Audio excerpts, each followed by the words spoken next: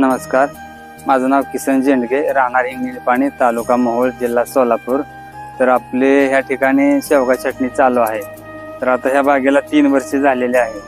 तर ह्या बागेची खरड छटणी चालू आहे। तिसऱ्या वर्षी आमची जमिनीपासून एक 6 इंच ठेवून ह्या हिशोबाने छटणीचं चालू आहे काम। आता कसं असतं, माल संपल्यानंतर आम्ही प्रत्येक वर्षी जूनच्या 1 तारखेला छटणी घेतो। आम्ही शेवग्याचं बियाणं घेताना काय काळजी घेतली पाहिजे शेतकऱ्यांनी, की बाबा मादी झाडाचं बियाणं असलं पाहिजे। आता ह्याच्यातलं फरक काय राहते, तर नर झाड असेल तर 3 ते 7 किलो पतूर शेंगा लागतात नर झाडाला, आणि मादी झाड असेल तर 25-30 किलो एका झाडाला शेंग लागते।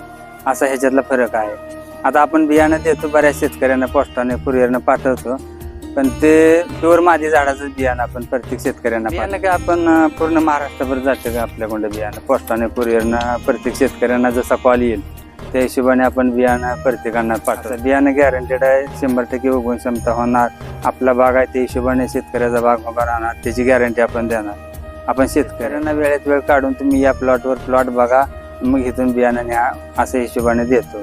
आणि आपण बियाणं जे देतो ते प्युअर मादी झाडाचं बियाणं देतो। आपण शेतकरी असल्यामुळं मुळात कुठल्या शेतकऱ्याची आपल्याकडून फसवणूक करतच नाही आपण, आणि होत पण 2016 पासून आपलं प्लॉट आहे। आज 10 वर्ष झालं कुठल्या शेतकऱ्याची ओरड नाही, काय नाही।